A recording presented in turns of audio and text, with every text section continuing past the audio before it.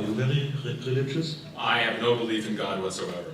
I am a devout atheist, and I have never been a profound believer. I once said that my family were Democrats, and that the only God we took seriously was Franklin Delano Roosevelt. And my parents, I'm a child of Popular Front Jews. We were very liberal. And as I've gotten older, I've gotten farther and farther away. I'm married to a woman who converted to Judaism to marry her second husband. Bill is a Jewish Christ, and you are a Jewish atheist. I am. Yeah, I'm absolutely. But for the first 5 years of our relationship, my wife tried to get me to go to synagogue with her for 9 holy days, and I finally explained to her that I'm so good at being Jewish, I don't have to practice.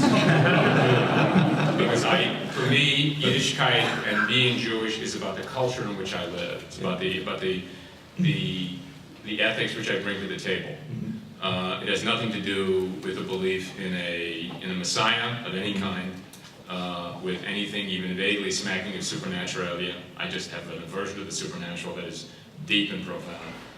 I'm a card-carrying disbeliever. I discount it all. I'm not a cynic, I'm a skeptic. And as I've gotten older, I've gone from being an agnostic to an atheist, and proudly so. Unfortunately, thank you, Brian. And I'm sure you're shocked. I can tell by you're looking at the faces. Who would have guessed? My God! No, my wife believes in God or something like whatever. Who gives a shit? And she whatever. Okay, fine, whatever. But I reject all supernatural nonsense. You'll excuse me. Even though, I just, come on, really now. When I was 10 years old, and I was on the line to see the 10 Commandments by Cecil B. DeMille, and at the Loews Pitkin Theater in Brooklyn. And we were all kids, because it was the movie that finally reached a level where kids could afford to go see it. And it was a Jew movie, a Jew movie. And the story rushes up the line of all us kids that Carl Schweitzer, who played Alfalfa Schweitzer in the Little Rascals movies, had been killed. And we're all 9 and 10, and so is Alfalfa. We didn't realize he was a 40-year-old drug addict who'd been murdered in a bad heroin deal gone bad. And that had a profound effect on the way I watched the movie. Alfalfa's death impacted my feelings about the movie. And I love the Bible. I love religion for its liturgy, for its paintings, for stained glass. I absolutely love just the language. And if the day ever came, and I will hear right now, if the day ever came that I was struck by a God belief, by a God shot, I would become a Catholic. Because they have the best votive candles. Thank you very much. There's a votive candle for you right now. They have the incense smells really good, and the statues are really sexy. The synagogue that I grew up going to smelled like the inside of a pack of cigarettes. And I grew up. My grandparents were Orthodox Jews. My parents were Democrats, and I grew up. I was bar mitzvah because my grandparents were still alive or would have killed them otherwise. My brothers, neither of my brothers were bar mitzvah because my parents were dead by then, so nobody gave a shit. I can wake up in the middle of the night and recite the beginning of my Haftorah. It's like it's being burned into my brain. And my grandchildren are being raised confused, so we contribute to that confusion on Passover and Yom Kippur and Hanukkah by fucking with them religiously.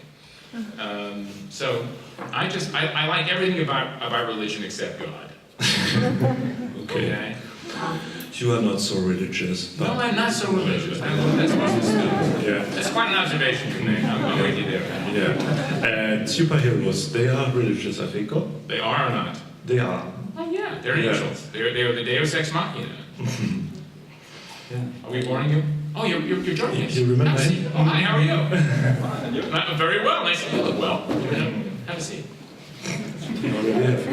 Pinkies up, ladies and gentlemen. A dedicated drinker. I thought I was the only one. No, it comes. See, you found faith, I lost it. We both found our pinkies up. Common ground. Wait, the farmer and the cowman should be friends. So we'll sing it up. See, Rogers and Hammerstein, what did I tell you? That's right. So everything comes full circle. Back to you, pal. Yeah, I must find a question.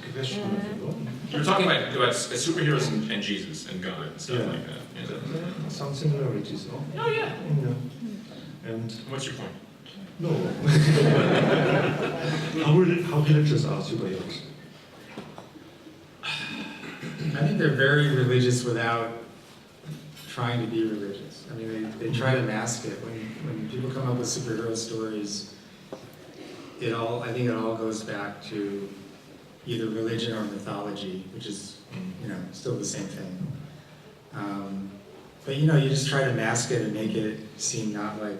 But I think if you strip it away and look at what it really is, that's what it is. You like superheroes very much. You're a great fan. You're a great I like of Batman. I love Batman. Batman's my favorite character, comic book character, or any kind of character. But I love comics. I don't love like one particular genre of comics. It would be weird if people went to the movies and said, I only go to romance movies. And I never see any other kind of movie but romance movies. And that's what drives me crazy about comic book fans, because I'll say, oh, do you read my comics? Oh no, I only read superhero comics. I don't read humor. Well, people go to funny movies all the time. They'll go to a comedy one week and they'll go to an action adventure the next week. And that's how I view comics. It's all, it's all the same thing. It's all just, it's a great art form. But most comic book fans relate to comics the way most people who are drug addicts relate to their drugs. They have very, very specific ideas. It's not, there isn't a generalized idea. I mean, you and I share very similar themes in this idea.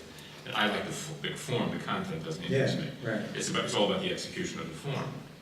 For example, one of my favorite books for the longest time was 100 Bullets by Brian Azzarello and Eduardo Rizzo.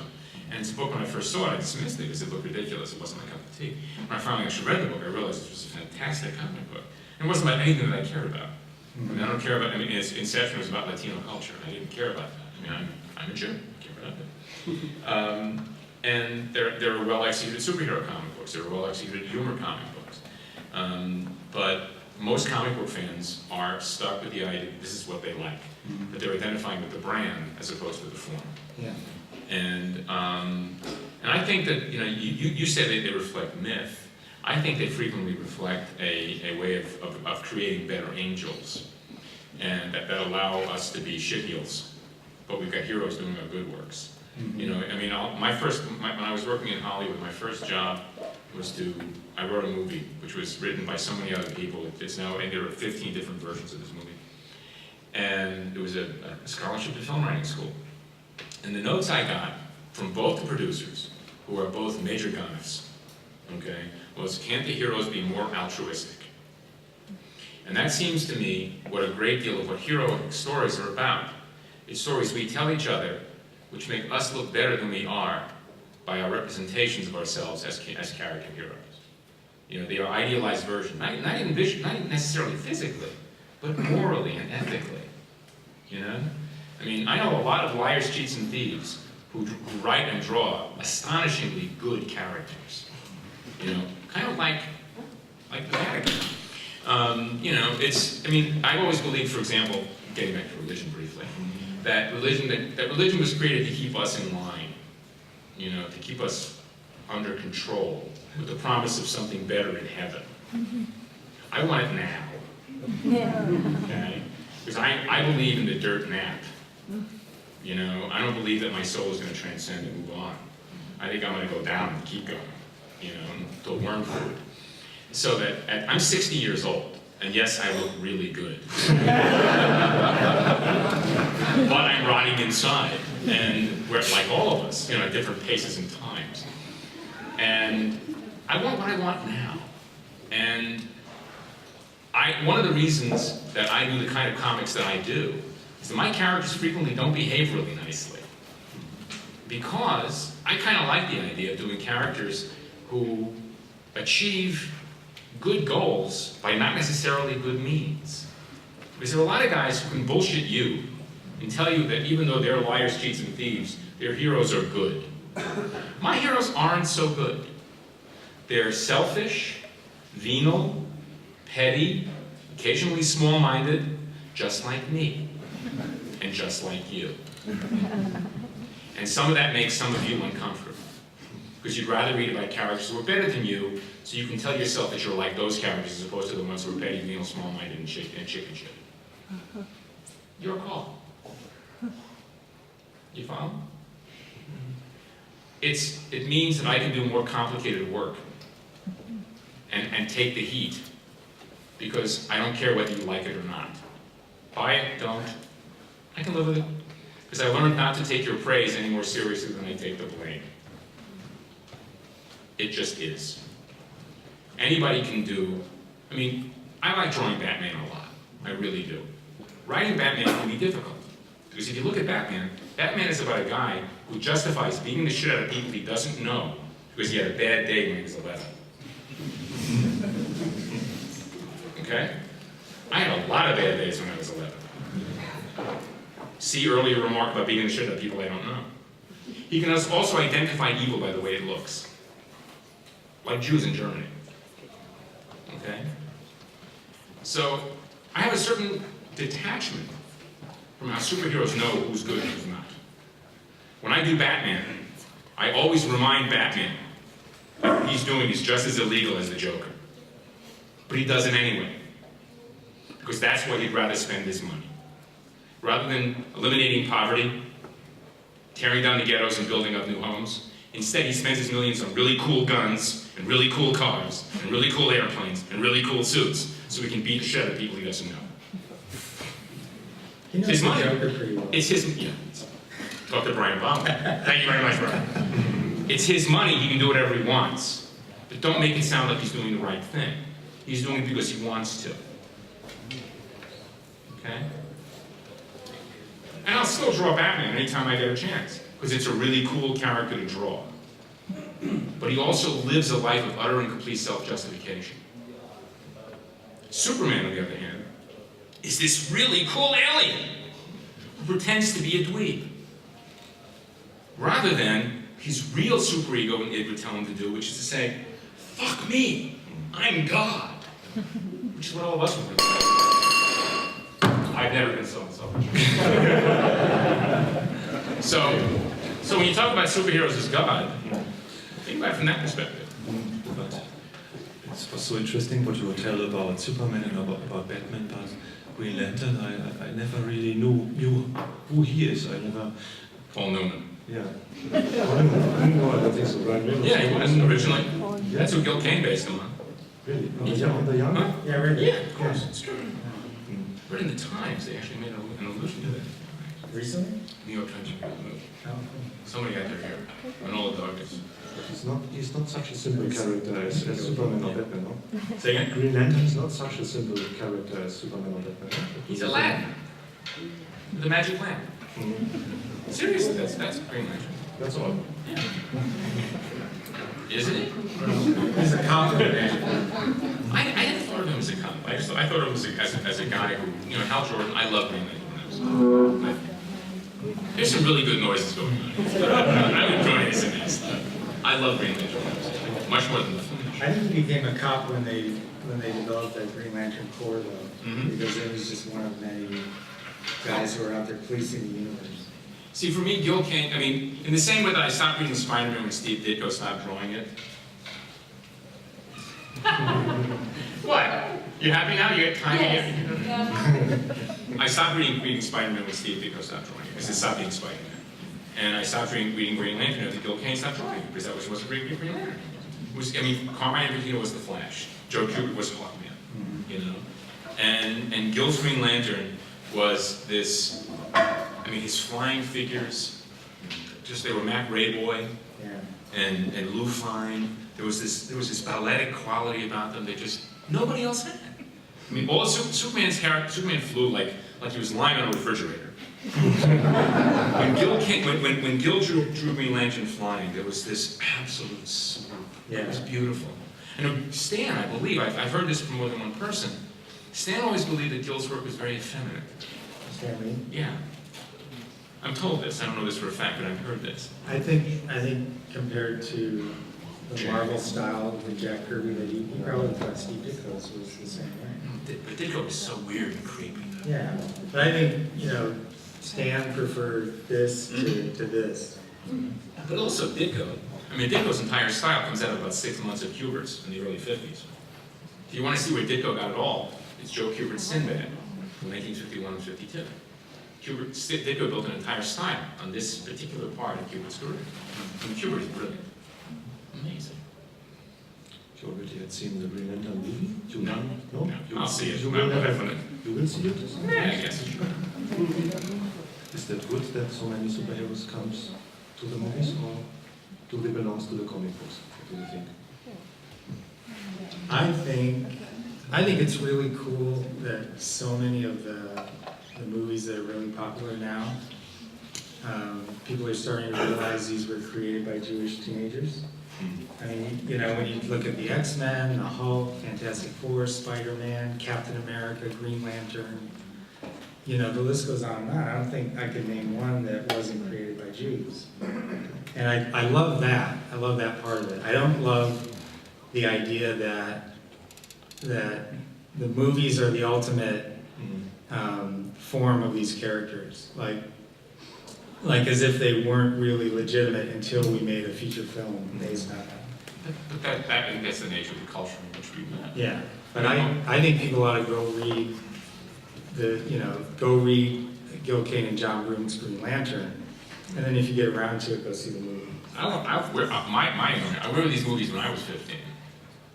You know, I woke up and I would think I would sit in high school, being the geek that I was, and know that I knew, and they didn't know the secret knowledge of how good this work was. And defending it only made it worse. And then when these movies started coming along, people who used to beat me up are now making those movies. You know, and they're loving those movies.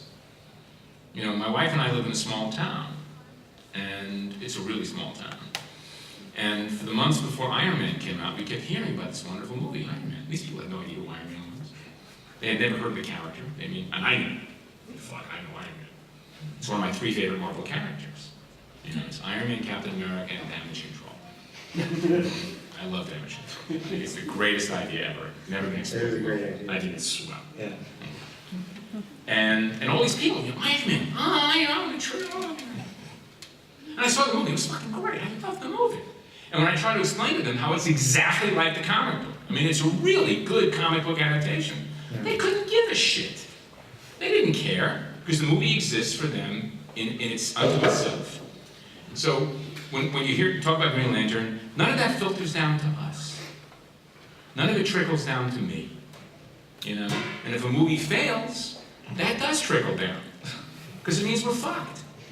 And not in a good way. You know, what it means is that if it succeeds, we don't succeed. If it fails, we fail. Because if it fails, it's because it was a comic book. If it succeeds, it was because it was a good movie. See that? Yeah. That's how it works. So we're screwed. And again, not in a good way. There are good ones, but not this way. I still can't wait to see Captain America. And I can't wait to see John Carter of Mars. I am such a fucking fan fag, it's unbelievable. Captain America, the trailer is fucking great. I mean, it really does. Look at this, we're 2 grown men. I read A Fighting Man on Mars when I was 13 years old, the day before my bar mitzvah, October the 25th, 1963, and it changed my life. I was talking to this with Brian earlier. It's true. I have been waiting for this movie for 47 fucking years. You think I'm joking? I'm deadly serious. I'm counting down. March 9th, 2012. I will be at the theater, first show, opening day. I will see it. It can suck. I won't care. Because just like those guys who don't care if it's bad, fuck, it's Wolverine. For me, it's John Carter. John Carter of Mars. I've been waiting for this movie since I'm 13 years old. Captain America, too, because I like that Chris Evans. That's me with Captain America. Yeah. I can't wait. Has the trailer for Captain America here yet? Or is it called in Europe the first Avenger? Yeah. Captain America. Get it? The first Avenger, I think. you call it. Have you seen the trailer? Has it come over here yet? It looks bitchin', no? Yeah, the trailer really. The Howling Commandos? Dum Dum Dugan with that stupid hat? I'm so upset. I'm telling you, man, I was like, oh God, I'm riding in my chair like an 11-year-old. It was fantastic. And I know it's never going to live up to my expectations, but I'm still really excited. But Howard, you are also a part of the Star Wars legend, but you're not so proud of it. No, because if I had known it was going to be as big a deal, I would have done a better job. I thought I did a terrible job. I was really... No, trust me, I looked it up. No, I like it. That's because you were 11. I will come with How old were you? No. How old were you when then? When I was old, I was nearly 20. My God, you should have known that. Yeah, when I see the comic book and... It was terrible. It was just vile. Look, I have an ego, okay? I'm not an egomaniac. I'm perfectly comfortable with my own insignificance, you know? And there are things about which I am not humble. There are things that I am very proud of. Star Wars is not one of them. Had I known the movie was going to be such a world-changing phenomenon, and there's nothing about what I saw in the movie before it came out that would have led me to believe that it would have been a world-changing phenomenon. I would have done a better job because it will haunt me for the rest of my life. I had to do American flag to make up for it. Okay, demonstrate that I actually had skill. Okay, but no, I'm ashamed of it. But George Lucas, And it's on my permanent record. But George Lucas especially said Howard Chaykin. He's just being kind. Yeah? No, trust me, he was just being kind. Is George Lucas kind? I'm sorry? Is George Lucas kind? Not really, but I'm sure he's just being kind to me. Because there was no reason otherwise. The work was dreadful. No. I'm not going to do an argument. I'm not going to tell you to stop defending me. Okay, the work is terrible. Okay, it's terrible. Thank you. How dare you? And that's how Jews are. We didn't get to tell our jokes. Oh. No. Afterwards we'll mingle. We'll mingle and tell you jokes. We have a couple of Jewish jokes. Mine are much funnier.